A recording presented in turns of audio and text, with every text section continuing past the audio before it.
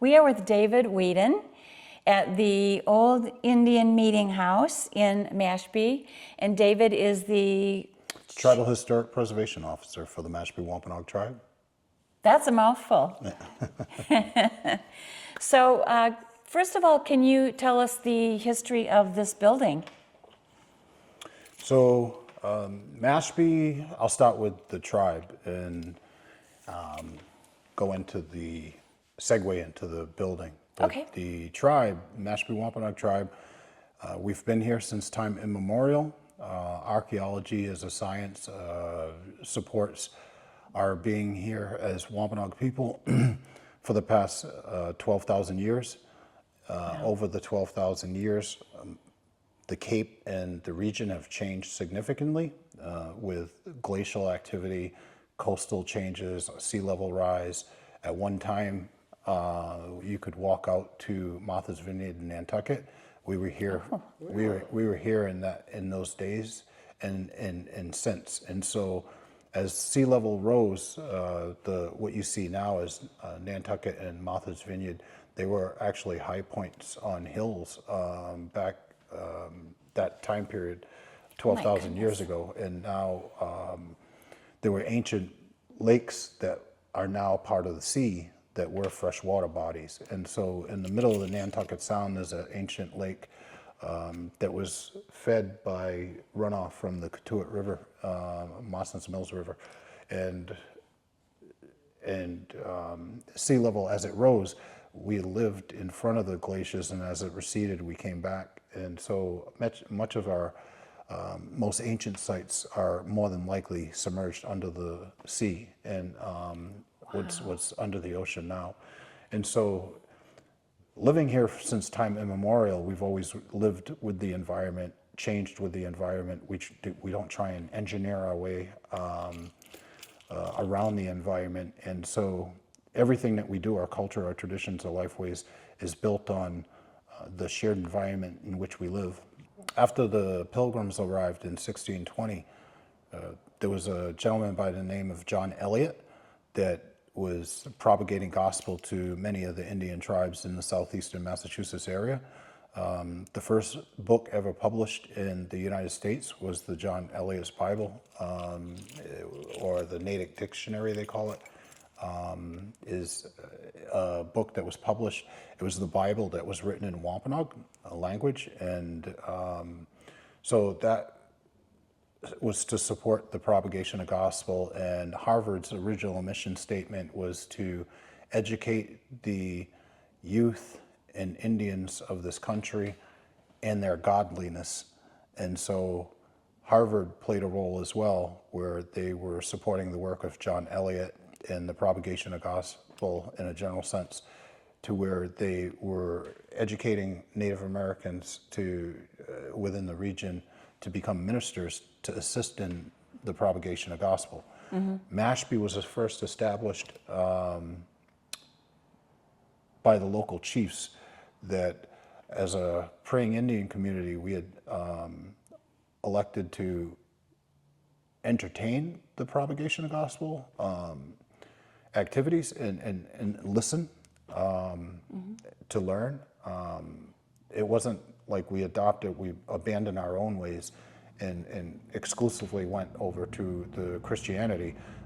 It was more, we're open-minded to listening to what they had to say. This meeting house was constructed because we were established by the local chiefs to have land set aside. Originally it was 50 square miles. It encompassed what is now Cotuit, Santuit, Walkwhite, and Potts of Sandwich, all the way out to Spectacle Pond, Chase Road area to the north, mm-hmm. and then to the sea to the south. They referred to us as the South Sea Indians in the earlier times, where there were villages and sites that comprised the South Sea Indians. And then when the local chiefs set aside these 50 square miles for the Mashpee Indians and their children's children, there was conditions that were written into a deed that came later, 75 years later. It was put to paper, the terms of the arrangement for Mashpee proper. And in that document, it stated that the land was to be held in perpetuity for the Native American proprietors, that being the tribe and their children's children and their children, in perpetuity forever, never to be sold, taxed, or alienated from, unless there was a meeting held specifically for that purpose, and it required a unanimous decision in order to relinquish any lands. And so that was the terms and conditions. That title and deed was later ratified 100 years later through the colonial courts. None of the language changed, and it was supposed to be in perpetuity. That essentially created the Mashpee Plantation. As part of the Mashpee Plantation, and because we were a praying Indian community at that time, there was originally 69 Wampanoag villages or tribes within the Wampanoag Nation. And then in the 1700s, there was 19 praying Indian towns throughout the Commonwealth of Massachusetts. Essentially, the remaining tribes that adopted Christianity were considered praying Indian towns in the 17th century, 18th century. And so this structure was built because Richard Bourne was facilitating the propagation of gospel, working under the direction of John Eliot, and we had a substantial praying Indian community. Heron Pond, Aquina, and some of the other tribes, local tribes, also had praying Indian. They were praying Indian towns with praying Indian tribal communities, and so this structure was built in 1684. It was originally built over on Bryant's Neck, a section of Johns Pond, a peninsula on the Johns Pond part of Mashpee, and then it was moved over here in 1713 to where it is today. Not a lot of clarity on how it was moved. Some say it was brought over on rollers with oxen, and then others have said that it was dismantled and rebuilt here. It's classic post and beam construction. We've done major renovations on it in 2010. They did dendrochronology on some of the main components, and it was determined that some of the wood actually came over and was repurposed from the ship masts and things, and it came over from Europe. So it's the bones of this building have a lot to say on their own. And it's a cherished part of our community.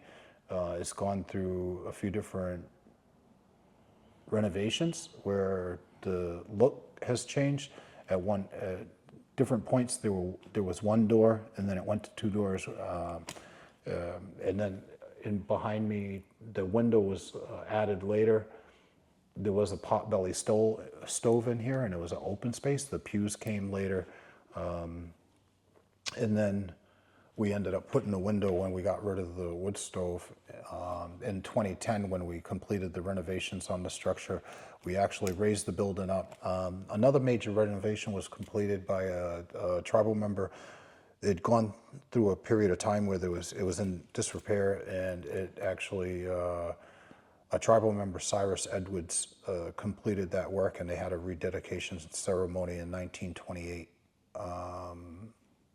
So it just came up, 1924. So it was last year, would have been 100 years. And so Cyrus Edwards was the tribal member that was a jack of all trades, master of none, and he did all the work himself to renovate it and restore it. And there was a ceremony around him completing those activities. And then in 2010, we renovated it again, and we actually jacked the structure up, put a full basement under it, and then updated modern mechanicals and things, fire suppression, and the different things, central air to the furnace and everything was updated with modern equipment, and so it's in good condition now. We just recently completed this over the winter months. We stripped and painted it, and so it's in good condition. We should be good for a while. It's a building that we typically use for weddings, funerals, meetings, events, gathering space, and it's open to the public by appointment only because we don't have funding to be able to have staff, someone here all the time. Now, the cemetery is kind of all around the building. Was it here first, or are these all Native American graves, or what's the story there? The cemetery is not exclusively native for over various periods of time. Before federal recognition and land under trust, there was a stretch where the town owned cemetery in title, and so, but it's been essentially managed by tribal members, enrolled tribal members that have managed it, and most of the graves predominantly are tribal members or their spouse.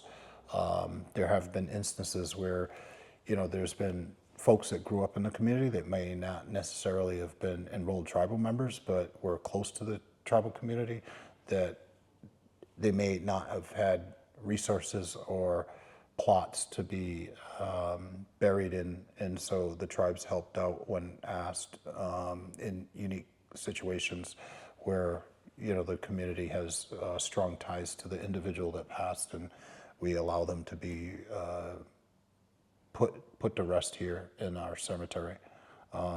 It's not something that happens often, but in unique circumstances it has happened. But predominantly they are Native American burials in here.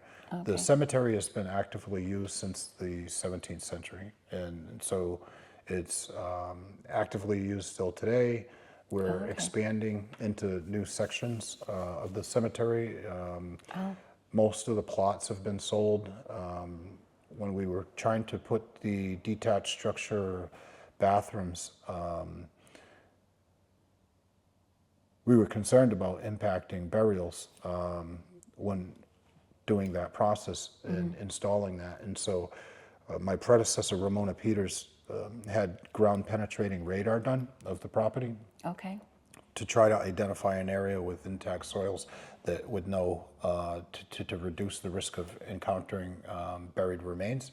And so having done that, there was essentially, it was hard to find a location that met the spatial needs of the structure and the supporting infrastructure of the bathroom, because there's burials everywhere throughout here, even under some of the paved areas and grass areas where there's no stones.